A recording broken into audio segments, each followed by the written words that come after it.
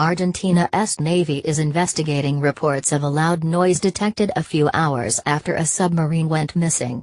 The Era San Juan disappeared last Wednesday with 44 people on board.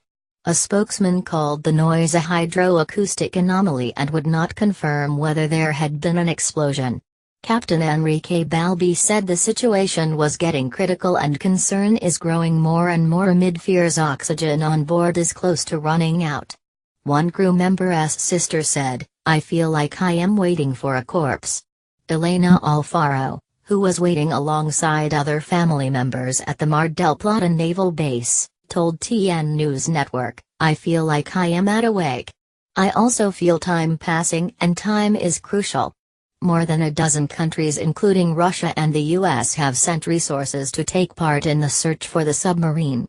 Mr. Balbi told journalists, "Today is the 7th day, which was critical for oxygen capacity.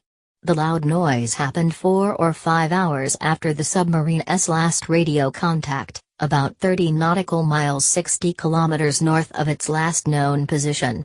It's a noise," Mr. Balbi said. "We don't want to speculate."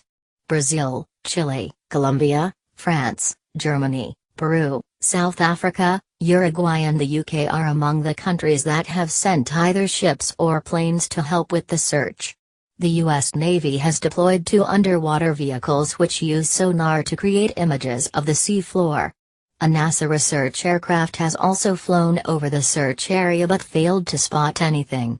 The Era San Juan was returning from a routine mission to Ushuaia, near the southernmost tip of South America, when it reported an electrical breakdown. According to Naval Commander Gabriel Galtzi, the submarine surfaced and reported the breakdown, which Captain Galtzi described as a short circuit in the sub's batteries. The sub was ordered to cut its mission short and return to the naval base in Mar del Plata immediately. According to Mr. Balbi, the captain of the Era San Juan contacted the naval base once more after reporting the problem. In the message, he reportedly said that the problem had been adequately fixed and that the sub would submerge and proceed towards Mar del Plata Naval Base. The last contact was made at 7:30 local time 10:30 GMT on Wednesday 15th of November. It is not known what happened to the sub after that contact. Read, what happens when a submarine vanishes? Argentine Navy protocol stipulates that in peacetime, submarines make contact twice a day with the base. When the submarine failed to call in, the Argentine Navy began its search for the vessel. Built in Germany, 1983 length, 66 meters crew, 44 top speed, 45 kilometers per hour range, 22,224 kilometers. Navy Commander Carlos Zavla at that point spoke only of a failure to communicate and urged relatives of the crew to remain calm. There was no mention by Navy officials of the vessel having any problems at the time, and rumors of a fire on board were dismissed by the Navy's spokesman, Enrique Balbi. On Sunday, relatives of some of the crew said that they had been told in messages sent before contact with the submarine was lost, that there was a problem with the sub's batteries.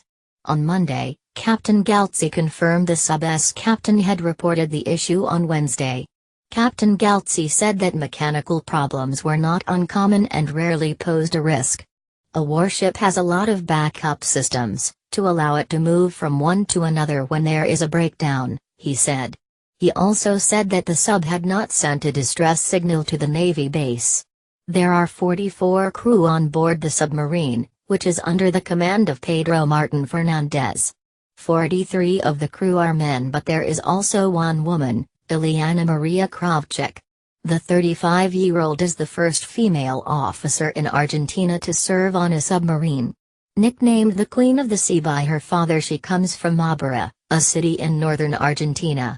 Despite having been born and raised far inland, her relatives say that she was born to be a submariner, citing her will of steel and a passion for her job. The rest of the crew is made up of submariners of varying ages and experience.